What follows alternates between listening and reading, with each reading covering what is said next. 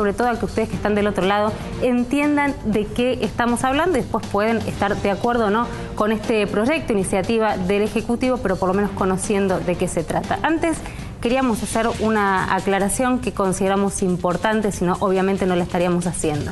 Estamos convencidos, todos los que hacemos este programa, que parte del trabajo periodístico tiene que ver con aclarar y no con generar confusión. Y en estas últimas 24 horas se generó mucha confusión en torno a un tema muy sensible que seguimos acá desde el primer día, que tiene que ver con el desastre de Once. Recuerdan, primer programa de Inimputables, teníamos en exclusiva al juez Claudio Bonadío, al fiscal Federico Delgado, y un tema que vamos a seguir durante todo el juicio. Hubo mucha confusión por las expresiones del defensor del exsecretario de Transporte, Ricardo Jaime. Porque mucha gente preguntaba ayer, a partir de este supuesto donde se habría dicho que no tenía plata para venir y que por eso no participaba en las audiencias, ¿por qué no lo traen en patrullero? ¿Por qué no lo van a buscar? Porque entendemos que, y esto lo comparte obviamente la gente de la justicia, no tenía la obligación. Hay 4 instancias en las que debería estar y estuvo en el requerimiento de elevación a juicio en el momento de la indagatoria, aunque no quiera hablar, tiene que estar cuando se leen los alegatos y en el momento de la sentencia. Por eso no se entendía la explicación. Pero hoy fue muy duro el doctor Marutian con el colega Omar Lavieri diciendo que la información a partir de los costos que se le generarían a Ricardo Jaime para venir a Buenos Aires había sido inventada por justamente a quien tengo aquí al lado, que parece que no lo inventó, sino que lo sacó nada más y nada menos que del propio tribunal. A ver. El ex defensor del dictador, Roberto Viola, durante el juicio a las juntas, es el mismo defensor que Ricardo Jaime, dijo que esta situación acerca de los costos del viaje eran un invento mío, sinceramente una verdadera imprecisión, por decirlo de alguna manera, porque todos los periodistas que cubrimos el juicio de Once nos enteramos de esta situación porque se resolvió públicamente durante la audiencia de ayer y se leyeron los argumentos de los jueces para que Jaime, que está perfectamente habilitado a no ir, pero convinieron con los jueces que cada uno que no quería ir a las audiencias debía presentar un escrito para justificar el porqué. Jaime había presentado un escrito que está acá, que es muy simple, ustedes no lo van a ver, yo les juro que se los estoy leyendo, en un párrafo donde Jaime pide no venir porque efectivamente lo asiste el derecho a no estar, dice, recuerda que vive en Córdoba, obviamente vive en Córdoba, y dice, esta sola circunstancia, dice el propio Jaime, escrito por el ex defensor de Roberto Viola en el juicio a las juntas genocidas, dice, esta sola circunstancia le exige a Jaime afrontar un alto costo económico derivado del traslado por 1.400 kilómetros por semana, a lo que debe adicionarse los gastos extraordinarios, como por ejemplo el alojamiento, etcétera, etcétera. Es decir, que fue el propio Jaime el que introdujo el asunto de los costos. Si Jaime y su abogado no hubiesen dicho una palabra de los costos, nadie habría dicho nada acerca de la situación económica de Jaime. Queda claro, Jaime no dijo no tengo plata para ir, sí hizo referencia de los costos, de lo cual se podría inferir que le complicaría la situación o que está en una situación económica complicada por la cual no puede hacer frente a algo que tampoco hoy se le está exigiendo. Sí, insistimos en el momento de la indagatoria que tenía que estar presente, sí, probablemente cuando se lean los alegatos y obviamente sí en el momento de la sentencia. ¿Está aclarado? Sí, pero déjame agregar un párrafo más, Romina. Ayer votaron 2 jueces a favor de que Jaime no fuera y un juez votó en contra. El juez se llama Rodrigo Jiménez Uriburu. Dijo lo siguiente, y para que vean que nadie inventó nada, que los jueces públicamente hicieron leer por el secretario del tribunal esto que tenemos acá, que es el juez cuando le dice no, yo le digo que venga, por ahora venga, que debe seguir viniendo, que lo debe ver el fiscal, etcétera, etcétera. El juez que vota en disidencia dice lo siguiente: los pretendientes, porque Jaime hizo la misma petición que su compañero de fútbol, Pedro Ochoa Romero, y ex interventor de la CNRT, también imputado en el juicio, dijo, los dos no han aportado ningún elemento de peso que acredite que los dos acusados transitan por una situación económica tan apremiante como para sostener que el traslado semanal desde la ciudad de Córdoba a Buenos Aires redunda en un alto costo económico para ambos. Es decir, un juez hizo referencia a lo del alto costo económico. No fue el periodismo. Varios medios entre los que están varios medios de diferentes miradas, si querés, ideológicas, de distintos sectores del mundo periodístico, hicieron la misma lectura, así que no inventamos nada. Dicho esto, vamos a seguir entonces en este Inimputables en la misma línea, aclarando confusiones y dando argumentos para que después ustedes que están del otro lado puedan decidir si quieren acompañar o no, pero siempre con información y con la verdad. Nos metemos en el tema caliente, oralidad de las excarcelaciones.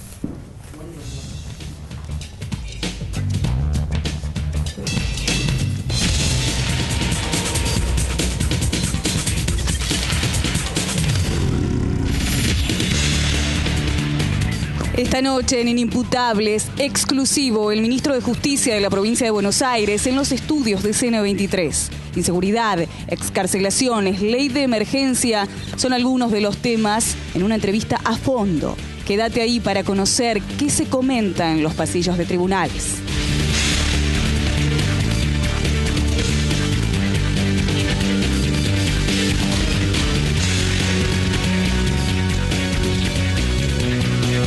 Y le agradecemos muchísimo al ministro Casal que esté acá. Hace tiempo largo que no venía al canal, creo que un año más o menos, así que haya vuelto y que haya elegido Inimputables, se lo agradecemos particularmente.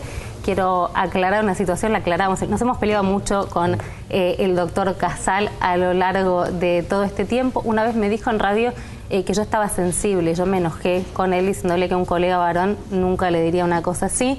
Pero el ministro tenía razón, estaba puérpera, acababa de parir, tenía razón.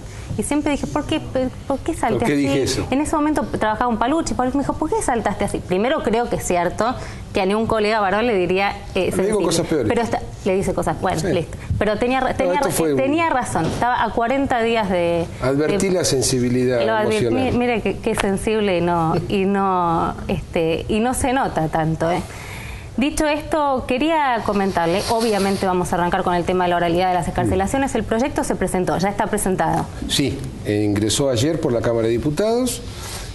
Acordé con el presidente de la Cámara de Diputados hacer la gira por todos los bloques, como hacemos siempre con más de 65 leyes que hemos sancionado en el área de justicia desde 2008 a la fecha. Visitamos los bloques, explicamos, damos las razones jurídicas, fácticas, institucionales y políticas para apoyar el proyecto, y si tenemos el acompañamiento de la legislatura tendremos una ley en poco tiempo. La pregunta, perdón, ¿no? que se impone, con la que queríamos arrancar es, a ver, y sin tecnicismos, ¿no? ¿Esto es una reforma profunda, de fondo, o es pura espuma, o más de esta demagogia punitiva de la que muchos acusan a quienes manejan la cuestión de seguridad para calmar un poco una sociedad preocupada en lo que ya es casi un año electoral? No, esta es una de las tantas leyes que marcan un eje que hemos fijado, bueno, el gobernador y su equipo a partir del 2008. Nosotros en el 2008 percibimos una brecha muy importante entre la sociedad y la justicia, que se mantuvo por mucho tiempo, y empezamos a trabajar para achicar esa brecha. Una brecha geográfica, en lo que es la falta de órganos jurisdiccionales en la provincia de Buenos Aires, que es una provincia muy grande. Llevamos más de 300 y en estos días, si salen las leyes que faltan, llegaremos a 600 órganos en toda la provincia, ¿verdad? La justicia lejos no es justicia, acercamos la justicia a la gente. Y la otra brecha, que yo le llamo empática, la distancia empática, donde no hay una empatía clara entre la sociedad y la justicia, por diversas razones. Porque en los fueros laboral, civil, comercial y contencioso, el ciudadano no tiene relación con la justicia, porque tiene su abogado, y porque en el ámbito penal no todos recurren a la justicia, si el imputado siempre y algunas veces las víctimas. Entonces hay una distancia manifiesta empática. ¿Y qué pretendemos? Acercar. Primera reforma del Código Procesal Penal, más derechos a las víctimas, más participación en el proceso. Segunda reforma, proceso de flagrancia, delitos menores de 15 años, todos orales y públicos en audiencias públicas. Es un proceso que funciona extraordinariamente bien.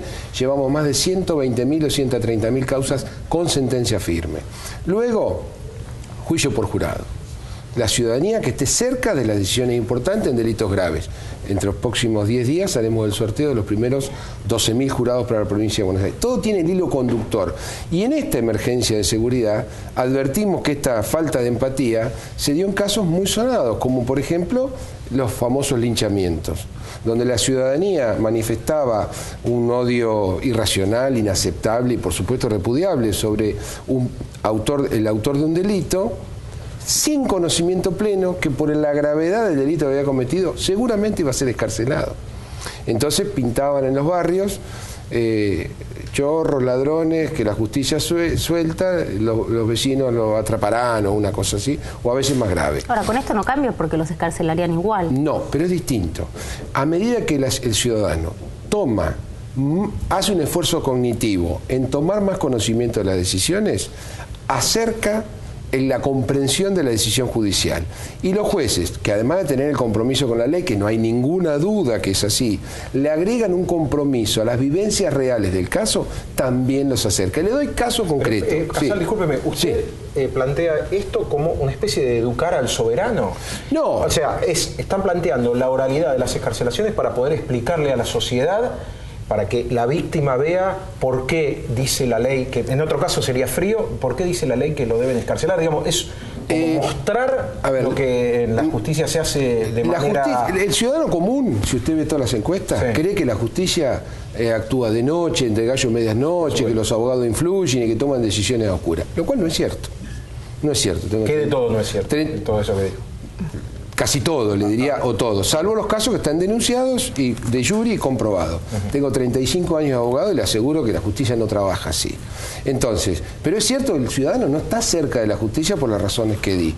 Entonces, sucede que entra en esta sospecha con un alto grado de desconocimiento, y no le digo ignorancia porque no es descalificación, sino no conocimiento técnico de los procesos judiciales.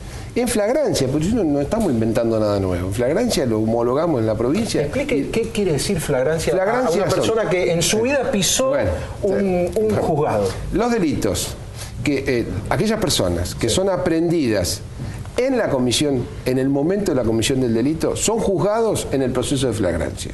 ¿Qué significa flagrancia? Agarrado con la mano en la masa, por llamarlo de una manera. Esas personas van a un proceso especial oral. Juez, fiscal, defensor, particular damnificado, y en dos audiencias orales entre 40 y 60 días termina el juicio. Lo que hemos comprobado de las 100 y pico mil causas, que el ciudadano víctima particular que participa en ese proceso, más allá de la condena o de la absolución, sale con un alto grado de satisfacción, porque empieza a tener un alto grado de conocimiento más complejo de lo que es la técnica jurídica en un proceso. Que eso es lo que queremos acercar. Y por el otro lado, también los jueces, tener este compromiso, como dije, de las vivencias reales. San Isidro, la tía, caso real, la tía de una niña que era abusada y fue violada por la pareja de su hermana, denuncia en la justicia el abuso, no denunciado por la madre biológica. Interviene en la justicia, detiene al abusador. Pasa un mes, 2 meses, se hace el planteo de prisión domiciliaria. Alega que no tiene otro lugar donde vivir, el juez determina que debe vivir en el mismo lugar donde estaba la víctima de 12 años. Fue un escándalo. Fue un escándalo, y razonablemente un escándalo. ¿Por qué? Porque todas las agrupaciones de víctimas, más del dolor, salieron a hacer, hicieron denuncias penales, juicio político. ¿Por qué? Porque le faltó el compromiso con la vivencia real. Señor, ¿qué hubiera dicho otro juez comprometido? Mire, ¿le puedo otorgar la prisión domiciliaria o le corresponde? En tanto y en cuanto consiga un domicilio que no esté cerca de la víctima. Ya es una responsabilidad de imputado. Al tomar esta decisión, mostró sin duda una falta de compromiso en esas vivencias reales que hablamos, que es la parte de la empatía. La empatía técnicamente significa ponerse en el lugar del otro y comprender la situación del otro.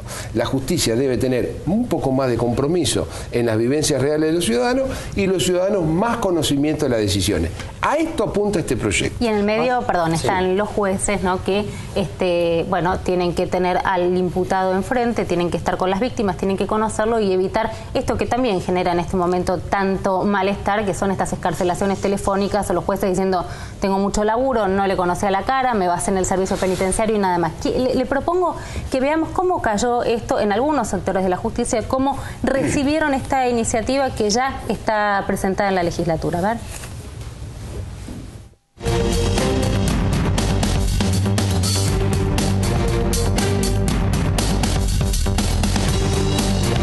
Bonaerense impulsa una iniciativa que propone que las excarcelaciones se determinen en audiencia oral y pública y no con la sola firma de un expediente. El proyecto ya despertó diferentes opiniones.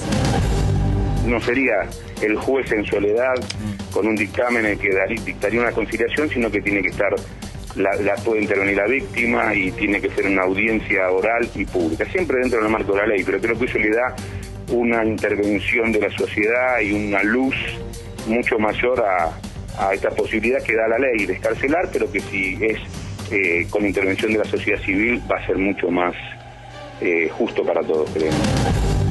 Bueno, siempre que estamos en este tipo de coyuntura, como yo decía, se echa mano a la cuestión de las excarcelaciones. Yo creo que esta situación, cuando un juez establece la prisión preventiva, lo que está haciendo es poner una medida cautelar. ¿Y qué es lo que está evaluando? Si cometió o no el delito, no. Está evaluando si representa un peligro que esté suelto, libre, mientras se sustancia el proceso. Creo que hay mucha confusión en la opinión pública. Eso no quiere decir que no se los va a juzgar, que no se los va a someter al proceso. Quiere decir lo que van a evaluar es si efectivamente va a intentar eludir la acción de la justicia. Yo creo que es una medida que apunta nada más a la transparencia, pero que de ninguna manera va a modificar o debería modificar lo que el juez considera que es lo que tiene que hacer de acuerdo a las leyes. De lo contrario, si no, estaríamos reconociendo que la presión de la gente podría hacer cambiar la opinión. Lo que intentamos es llevar esta práctica al resto de los procedimientos, de manera tal de que en la audiencia estén las partes, básicamente el fiscal, el imputado básicamente también, y el particular damnificado, o sea, la víctima. ¿Qué es lo que dice la gente? Pero si lo agarraron cometiendo un hecho y lo liberan, entonces, bueno, esa sensación de impunidad que hay en la sociedad es la que se trata de corregir, de manera tal de que la sociedad tenga la posibilidad de ver en vivo y en directo cuáles son los criterios por los cuales a una persona se la está excarcelando. El debate está planteado. Y escuchábamos a algunos de los jueces, particularmente para traducir la sensación que manifiestan y conociendo, digamos, ahora el proyecto es, a ver, yo tengo, y lo hemos hablado, yo tengo una tablita. La tablita ya me dice que arriba de 8 no puedo excarcelar y que la regla es la libertad, que cualquier otro tipo de medida es una excepción, a menos que entorpezca o que haya riesgo de fuga. ¿Para qué hacen esto? Si yo ya sé lo que tengo que hacer, si yo tengo esta tablita, tener sentada a la víctima y tener sentado al acusado no me cambia, es una medida marketinera. Bueno, en principio coincido con los cuatro testimonios que son coincidentes, cada uno en su mirada. Por un lado, el juez Arias dice que es una medida cautelar y el no serla también tiene una publicidad. Por el otro lado, lo que dice Bellido, esto no va a cambiar las normas. Por supuesto que no, las normas son las que están. Lo importante, la tablita no cambia. No, pero hay una cuestión, Romina, que no lo digo yo, lo dicen los mejores juristas de este país y del mundo. La oralidad ha sido el avance más grande que ha tenido la justicia. Ahora, doctor, disculpe, sí. Lo que está escrito no cambia, ¿no? Sí. Pero me da la sensación de que todo juez o un tribunal a la hora de resolver una excarcelación, al ser una audiencia pública, al ver exposición, se va a sentir un poco o bastante condicionado. Mire, yo le estoy convencido que no, y le digo por qué. Hoy tenemos 4 o 5 jueces por departamento judicial que están permanentemente dictando sentencias en audiencias orales y públicas. Y tenemos, no sé, 300 jueces que están en juicios orales dictando medidas y sentencias.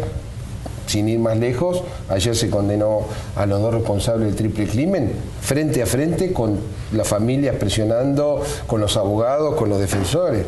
Los jueces son personas de una alta calificación jurídica y tienen una personalidad más que suficientemente segura, porque para ser juez hay que pasar un camino muy largo, pasar exámenes, ternas, exámenes, entrevistas, Senado.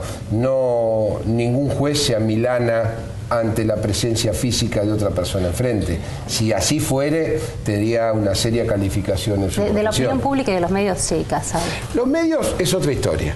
Los medios, yo no voy a calificar bien o mal, están pensando el son día antes parte en la de tapa de Clarín o Tiempo, La Nación o Página? Los medios forman parte de esta falta de empatía o de aceleración de procesos de ruptura. ¿Por qué? Sin ningún tipo de mala intención. Un crimen grave, al otro día por fuentes, ya sea policiales o judiciales, detuvieron al autor del homicidio del niño del barrio tal. El ciudadano que dice, homicidio, delincuentes, detenidos, terminó el proceso. Resulta que no terminó el proceso, recién empieza. Y una de esas personas no solo no fue el asesino, sino que estaba en el auto esperando a 2 cuadras. Lo escarcelan. Y ahí empieza la crisis de opinión pública. ¿Cómo? Liberaron a los asesinos. O sea, condenamos desde los medios y la justicia tiene que absolver. Yo no digo condena, hay una condena de la tapa del diario. Hay una simplificación, que es lógico, un medio no va a explicar un proceso penal de 8 cuerpos en una noticia, pero hay cierta simplificación. Ahora, ministro, y después cuesta explicarlo, Después, le digo, nosotros tenemos el Centro Provincial de Atención a la Víctima, tenemos más de 5.000 víctimas trabajando con nosotros. Y diariamente hoy hablé con 20, diariamente hablo por teléfono. Y cuesta explicar. Y son personas que están comprometidas, que trabajan con nosotros, van a los tribunales. Y dicen, pero ¿cómo pasó esto? ¿Y por qué lo soltaron? Bueno, mire, vea al fiscal tal, aprovechen, infórmense. Hacemos seminarios cada 2 o 3 veces por año para difundir este tema de acercar la información, fundamentalmente la información. Ministro, usted habla de una simplificación. ¿No le parece que colabora a la simplificación esta idea de... Se me ocurría, mientras lo comentaba recién, una justicia más consoladora, si se quiere, que una justicia más justa? Se propende como hacia una sensación de generarle tranquilidad, de llevarle un alivio a la víctima, más que buscar la sentencia, el fallo, la resolución más justa en cada caso. No, pero en el caso concreto de las excarcelaciones en la audiencia oral y pública, son mucho más beneficiosas para la víctima que... ante la concesión de una excarcelación, había siendo víctima de un hecho, que recibirla por escrito o enterarse por el barrio que la vio caminar. Porque a nosotros nos dicen, a fulano que lo detuvieron lo vi caminando por el barrio. Y sí, está excarcelado. Si hubiera participado en este tipo o hubiera estado más cerca, el juez le va a decir, de acuerdo al artículo tal, el grado, la imputación que tiene esta persona, tiene el plazo máximo para la punitivo es tanto, por lo tanto es excarcelable y queda concedido. La víctima dice, bueno, si la ley lo dice, la ley lo dice. El problema es que las personas a veces tienen esta confusión de que las cosas se resuelven con extremada, diríamos, discrecionalidad. Y no es así.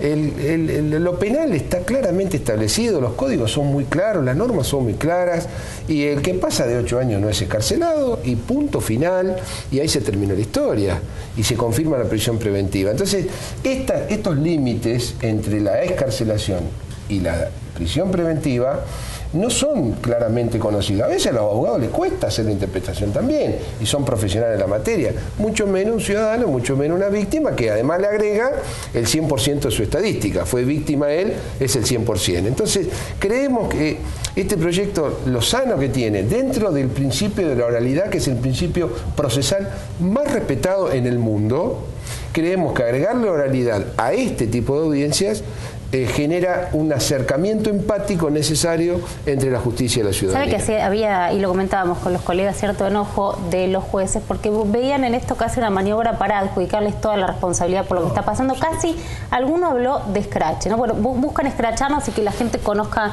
nuestra cara, nombres, porque muchos salen a preguntar y, a ver, pueden ser más conocidos que otros, algunos jueces que tengan temas mediáticos, pero en general uno no los conoce, la población no los conoce y muchas veces las víctimas tampoco. Bueno, decían, esto es un escrache y es buscar sacarse encima el problema de la inseguridad y tirarnos el fardo a nosotros los jueces. No, la inseguridad es un tema que al gobierno le preocupa y ocupa. Estamos todos los ministros acompañando no solo al ministro Granado, que está dejando el pellejo, como dijo él claramente, muy... ¿Se lleva bien con Granado? Sí, perfecto. Hoy estuvimos trabajando 3 horas. ¿Trabajan juntos? 3 horas. No juntos porque obviamente él tiene una actividad dedicada a la seguridad y a la policial. Mi actividad en lo que es el ámbito de la seguridad está restringida al acompañamiento, diríamos, jurídico y legislativo. En este caso, fíjese, mañana discutimos una ley muy importante en la comisión, un proyecto nuestro en la Comisión de Asuntos Legislativos del Senado, que tiene 3 tópicos que son fundamentales. Vamos a controlar la venta de armas con más requisitos de exigencia en la provincia de Buenos Aires. Vamos a proponer la destrucción inmediata de las armas secuestradas, que pasan años dando vuelta por los tribunales.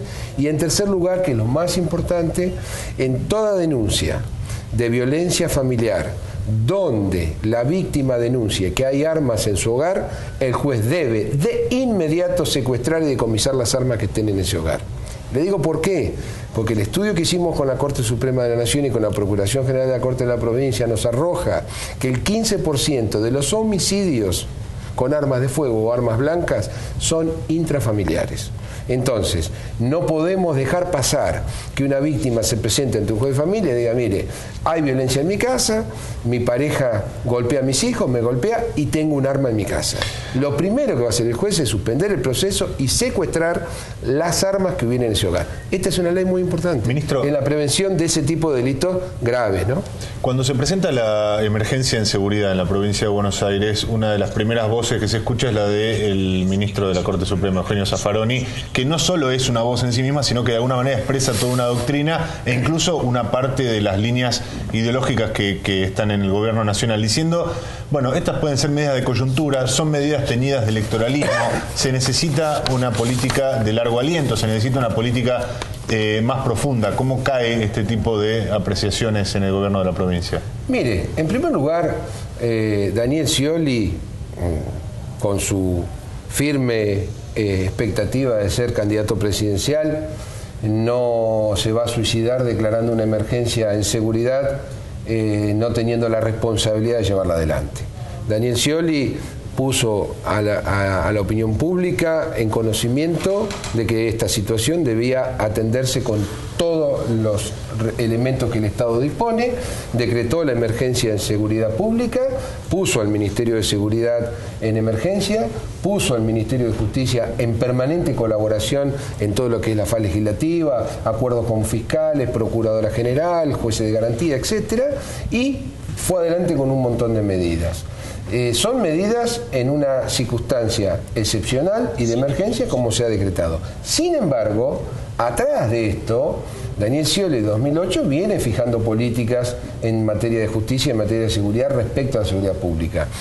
Podemos citar claramente de las 12 escuelas de policía descentralizadas, las cuales 2 funcionan en universidades públicas, están llegando a 22 para llegar seguramente a 30 escuelas para tener una cantidad de policías formados en la provincia de Buenos Aires, por lo menos 10, 15.000 por año, que emerjan y que egresen de escuelas que estén vinculadas con la comunidad y con la sociedad.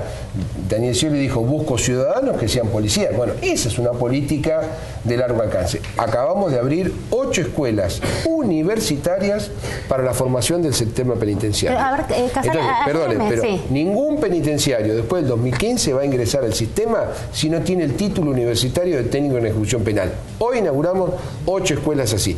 Estas son miradas hacia el futuro. Formar los mejores recursos humanos, incorporar más tecnología, más legislación. ¿Por qué tardaron 7 años en hacerlo? No, esto es dinámico. ¿Por qué el sistema penitenciario de la provincia de Buenos Aires está acusado de ser un centro de torturas, ¿Por qué se fugan presos con acuerdo con los jefes penitenciarios? Digo, están desde el 2007 en el gobierno. Sí. Y desde todo este tiempo venimos escuchando denuncias sobre tortura y sobre fugas arregladas con los jefes penitenciarios. Puede haber casos y son directamente sancionados. Y usted habrá visto que han sido inmediatamente sancionados. Nosotros en el 2007, 14 de diciembre, 2 días después de asumir, recibimos 2 noticias importantes, no graves para nosotros, pero importantes. La primera es la condena de la Suprema Corte de la Provincia en el caso Berbisky, donde ordena un montón de medidas que a nosotros nos sirvió para establecer una nueva plataforma de trabajo. Y la segunda, una denuncia en la Comisión Interamericana de Derechos Humanos por hacinamiento en calabozos y en cárceles. ¿Cuál fue nuestra respuesta? La sentencia no la apelamos a la Corte de la Nación, entendimos que había que seguir adelante y cumplirla, hicimos el plan de infraestructura y generamos en menos de 2 años 9.000 plazas más. Segundo, fuimos a la Comisión Interamericana. Hacinados. Ahora tuvimos un crecimiento importante de población, obviamente ha crecido por la cantidad de detenidos que ha crecido en el sistema, pero generamos las alcaldías departamentales, único sistema en el mundo de detención, no existe otro, vienen de todo el mundo a visitarlas, son alcaldías de detención transitoria, supliendo calabozos, conducidos por civiles del Ministerio. Hemos incorporado ahora nuevos 4 cárceles en proyecto que están para licitar, temáticas, ya no procesados y penados, sino temáticas. El que estudie y trabaja va a tener ese bloque precisamente, y vamos a licitar en los próximos días 8 alcaldías más.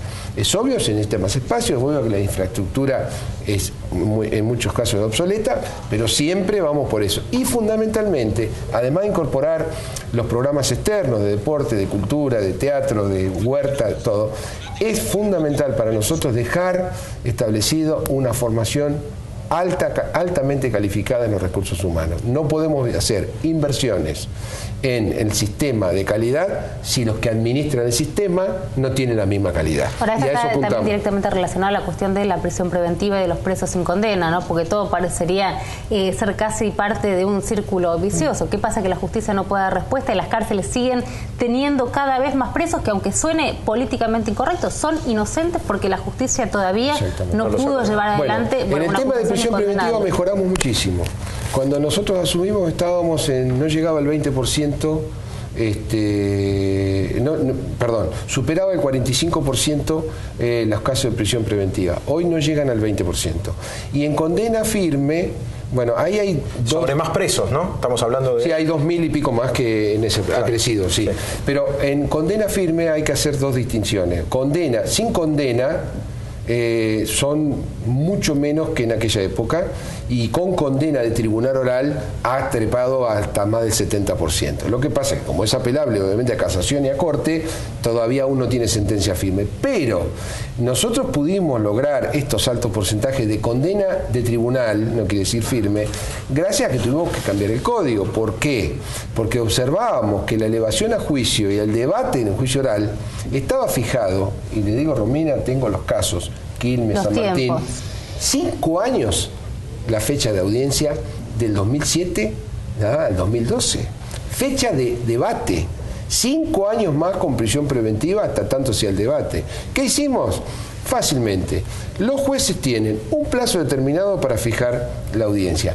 Y el abreviado, famoso abreviado, que era la moneda de cambio para que el detenido decía, basta, no quiero estar más detenido, tiene solo 30 días de plazo el tribunal una vez que llega la causa. Si dentro de los 30 días no abrió el proceso, tiene que ir a audiencia. ¿Sabe a cuánto estamos ahora de audiencia de fecha?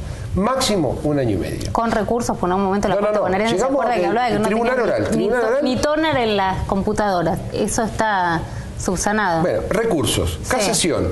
Asumimos con 8.500 causas en casación. Pero recuerdo, ¿no? La Corte hablando del tóner y casación, las computadoras. Abría la puerta y se caían las causas. Detenido con 10 años en la causa en casación. ¿Qué hicimos? Una reforma simple.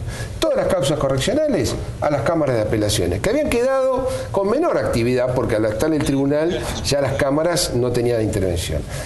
Y le sacamos íntegramente la competencia correccional a la casación. Bajamos en un día fue 3.500 causas. Y se mantuvo. Igual estaba le faltaba actividad, dividimos la sala. En lugar de sala de 3, sala de 2, duplicamos la sala. E igual ahora descentralizamos y tenemos casación en Mar del Plata para toda la zona sur, en Mercedes para toda la zona norte, centro, y en San Martín toda la zona sur, que van a ser cubiertos los cargos antes de fin de año. Ministro, sí, no, teníamos un testimonio para preguntarle también, porque parte de la polémica se dio con el Frente Renovador y no terminábamos de entender si se trata de una cuestión de forma o de fondo, si lo que están peleando es el cartel de quién es este proyecto, o hay una cuestión de fondo donde se discuten los argumentos del proyecto. A ver si escuchamos y entendemos de qué estamos hablando.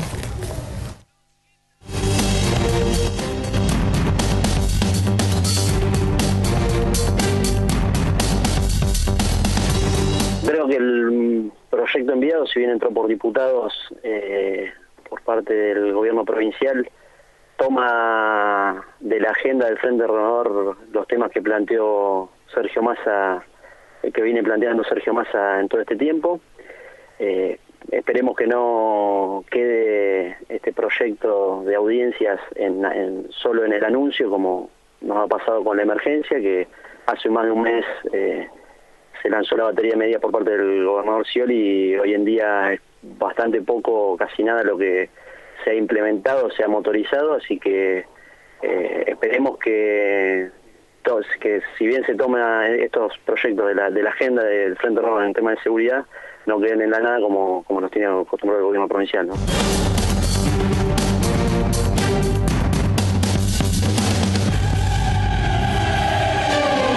Y en este caso por dos cuestiones. La primera me parece que más de forma se adjudican, bueno, que tomaron esto de la agenda de Massa. ¿Esto es así? No, a mí me encanta escuchar esto, porque también, a ver, la política es consenso. Nosotros hemos constituido en octubre del año pasado la Mesa Provincial de Justicia, y la componen los representantes o jefes de todos los bloques de diputados y senadores. Y nos reunimos seguido. Hace poco hicimos la última. Entonces, el Ejecutivo que le dice, muchachos, tenemos estos proyectos, crear más fiscalía de narcotráfico, hacer esto. Cada legislador se lleva para su bloque el proyecto y hay una segunda reunión de asesores técnicos y se aprueban. Por suerte todos, la verdad, no hemos tenido discusión.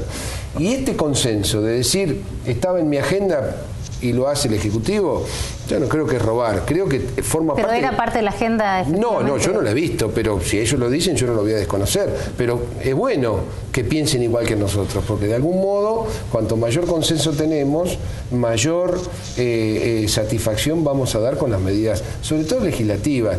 Mire, en 7 años, más de 60 y pico de leyes, he ido no sabe cuántas veces al diputado senador, pero además me gusta ir. Y yo le aseguro que hasta las leyes que eran más discutidas, los bloques de la oposición han dicho, bueno, vamos a acompañar. Y han votado. Autonomía de la defensa, una ley fundamental. Policía judicial, otra ley estructural fundamental. Y juicio por jurado, 160 años de mora en el juicio por jurado. Bueno, son leyes que se han hecho con consenso. Y la verdad que el otro día también Donofrio, el presidente del Senado, decía, del bloque de senadores, decía lo mismo. Esto es un proyecto que el Ejecutivo lleva adelante de nuestra agenda política. Mire, a mí me parece bárbaro. Y si lo hubieran presentado ellos, también lo acompañamos. También lo acompañamos. Tenemos que ir a un corte. Ministro, se queda un ratito más. Tuvimos un año y pico esperando que vuelva a... No me habían invitado antes, así que... No lo habían invitado. La verdad que contestó rápido. Un ratito vamos a repasar quienes ya estuvieron en este Inimputables, que cumple ¿cuánto? 2 meses. ¿Llegamos a los meses? Sí. Muchos de los que pasaron, muchos de los que tenemos ganas. 20, 200, 2000 sí, meses. claro, de que pasen con el ministro, aprovechándolo en un día más que caliente, a horas nada más de haber presentado. Recién el Frente Renovador decía, bueno, que no se quede solamente bueno, está presentada esta polémica por la oralidad de las excarcelaciones, que si bien suena muy técnico, tiene que ver con todo esto que estamos hablando. Ya venimos.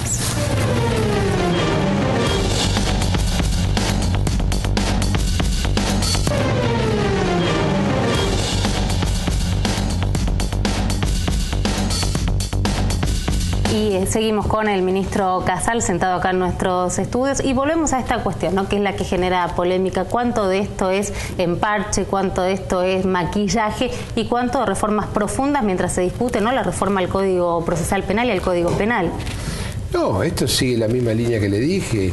el acercamiento de la justicia a la gente y la gente a la justicia. Es una medida más como las leyes que se están tratando, las que se han tratado, la puesta en marcha de juicio por jurado. Es un programa de gobierno que se lleva adelante y en la emergencia de seguridad resulta más que propicia apoyar esta iniciativa.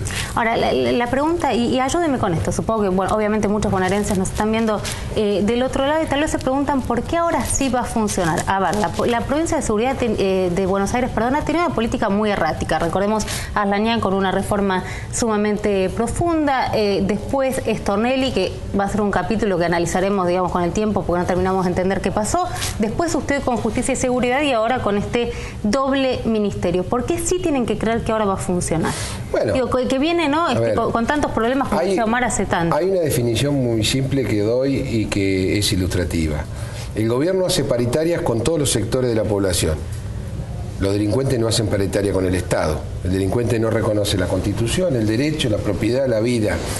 Cuando uno habla de seguridad, habla de políticas que son unilaterales, tendientes a cuidar la vida, a cuidar los bienes, y con un sector enfrente que no reconoce nada de eso.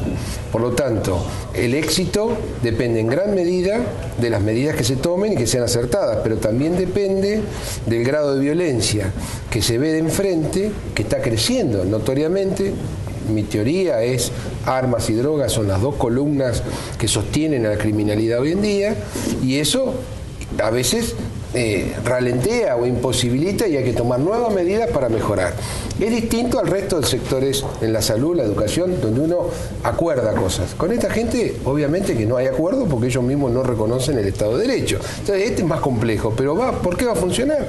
Porque bueno, se puso al frente, el ministro está trabajando con la policía todo el día, se están poniendo cada vez más policías, se está reemplazando la custodia, se están creando los comandos de patrulla, ya llevan 10 en menos de una semana, 40 van a terminar, se están incorporando a los municipios seguramente después del 14 de mayo con las policías locales. Pero podrían decir que hasta ahora las políticas fracasaron o no dieron el resultado que venían buscando y la emergencia lo va a contener. Mire, el delito, la política criminal tiene un eje, pero después tiene distintos vaivenes, porque el delito es estacional, el delito muta, no hay más salidera bancaria, hay entradera, dejan la entradera, secuestro virtual, no hay secuestro virtual, hay esto, y bueno, las políticas tienen ejes contundentes, que son claros, que un poco los he contado hoy, y además tiene estas variables que son de todo tipo, que el Estado debe hacer todos los esfuerzos para poder contenerlo, disminuirlo y dar la paz social que la sociedad requiere.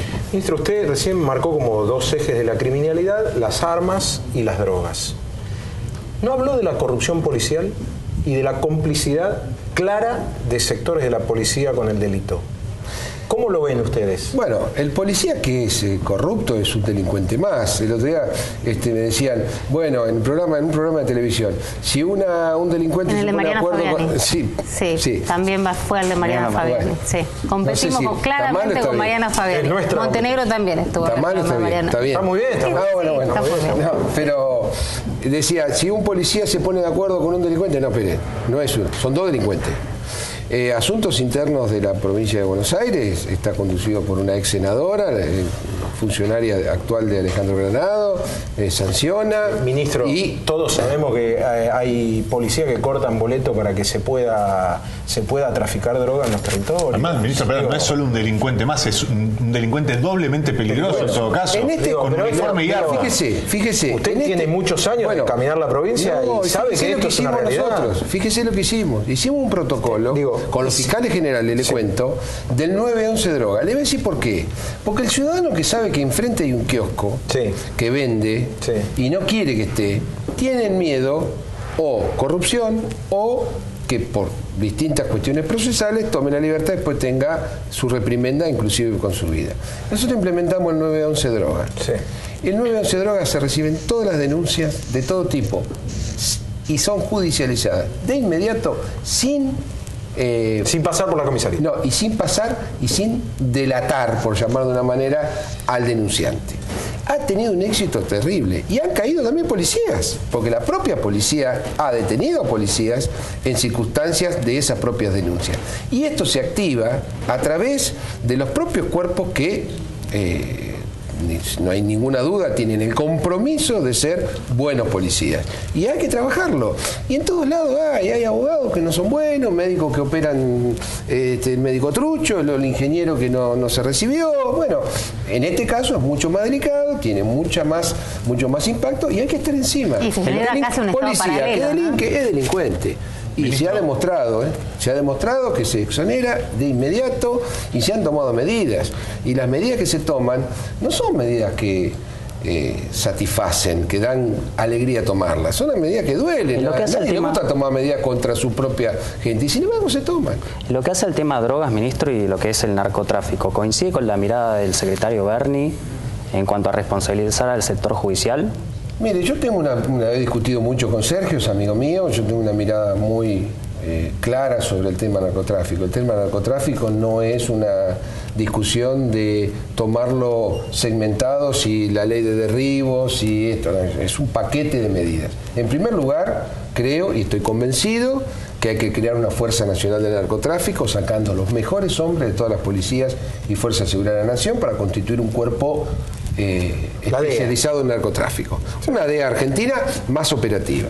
En segundo lugar, tenemos que implementar fuertemente el control de cargas fluviales y marítimas y también el control de cargas terrestres. Porque el control de cargas aéreas, más allá de las dificultades, tiene en el impacto de ingreso de drogas es significativamente menor que la terrestre y la fluvial. En cuarto lugar, hay que insistir, y estoy viajando por las provincias promoviendo esto en el Consejo Federal de Justicia, con la desfederalización del narcotráfico, que ha tenido un éxito extraordinario en la provincia de Buenos Aires, se ha multiplicado el trabajo policial y judicial, y además Salta, que empezó en enero, solo en el primer mes 67 narcotraficantes detenidos con prisión preventiva. ¿Narcotraficante o pequeño transportista? No, porque mire, esa es otra, mire, ¿no? Porque se llenan, la ley es virtuosa. No, pero la ley es virtuosa, porque la ley dice que las provincias podrán atender los casos, vamos a llamarle de menor cuantía. Sí.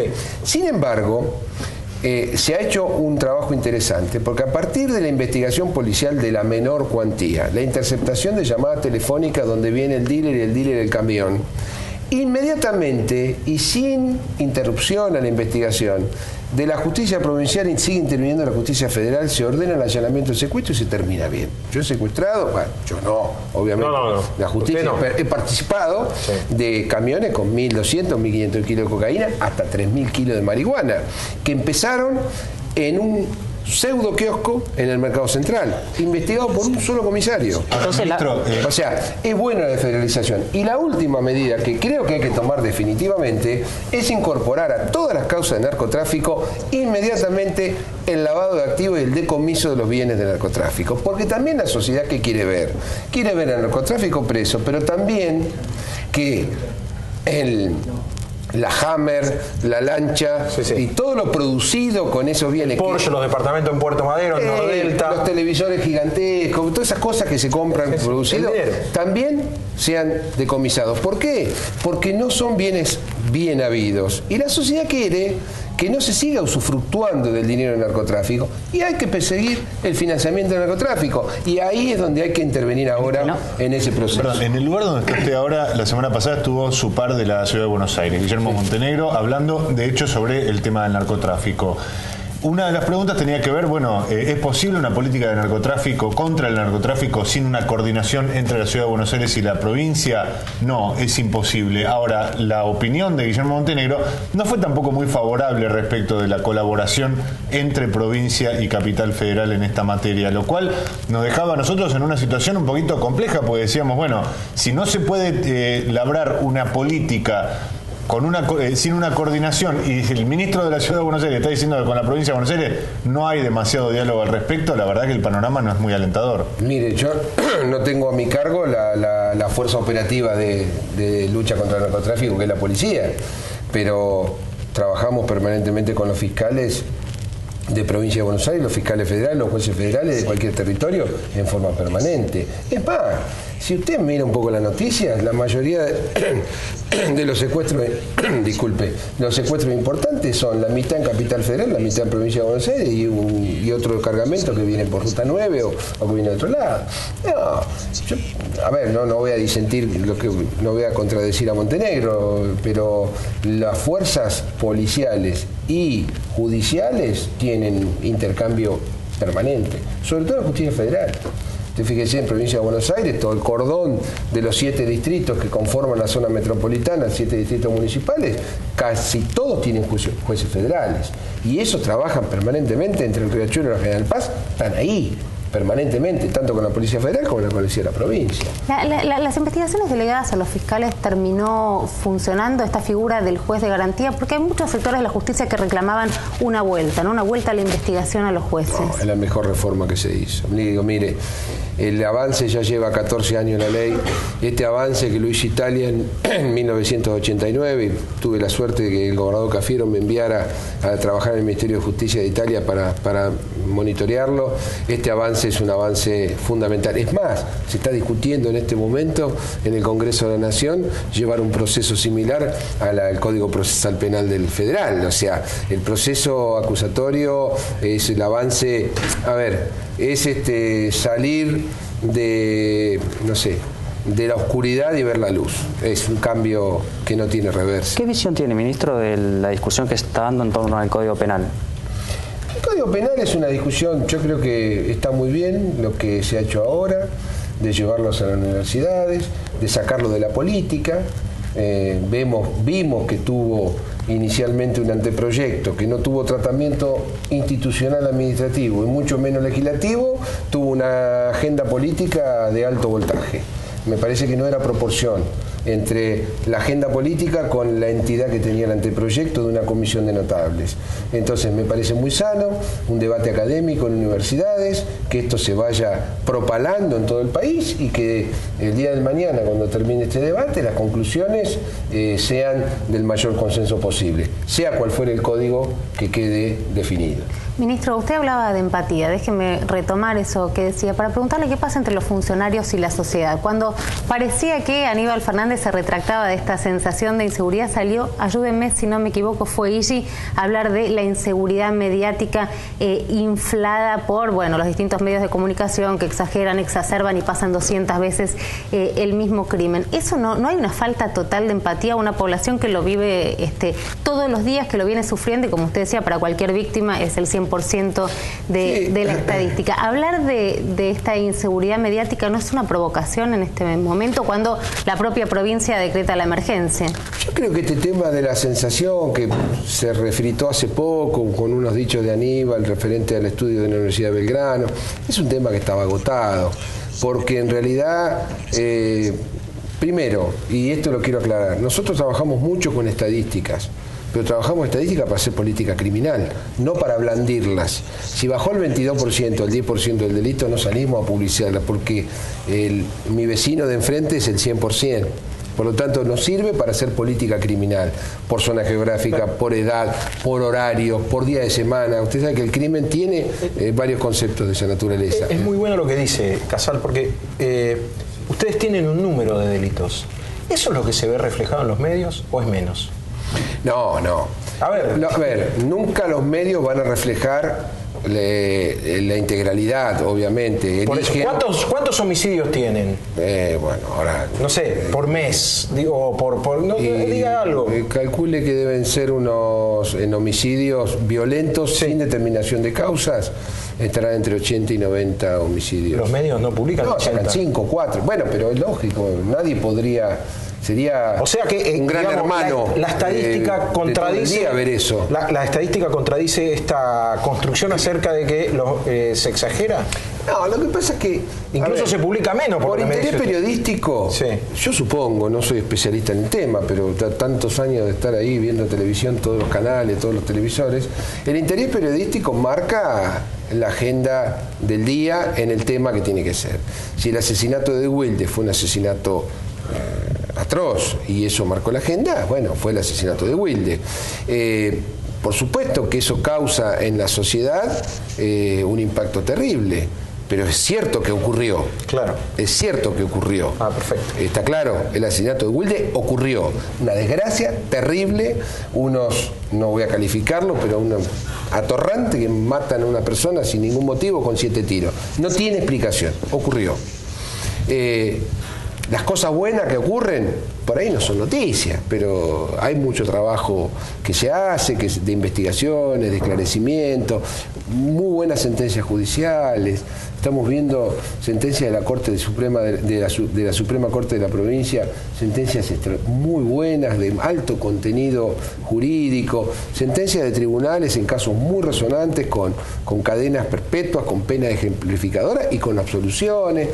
Se ve, lo que pasa es, bueno, el tema periodístico tiene otro, diríamos, otro estándar de evaluación, que no está mal, es distinto. Ministro, hablando de delitos, le robamos más tiempo a usted, más tiempo al colega Embón, le pedimos disculpas. Una última pregunta para cerrar. En su momento era pública, digamos, se lo identificaba con estas políticas de mano más dura, claramente, ¿no? Era una línea en la que usted además parecía manejarse cómodo. ¿Todavía sigue pensando esto y por qué, digamos, cree que los códigos y la reforma de los códigos tienen que apuntar hacia la mano dura? No, pero yo quedé afónico defendiendo de que nosotros no teníamos mano dura, que estábamos reordenando el sistema.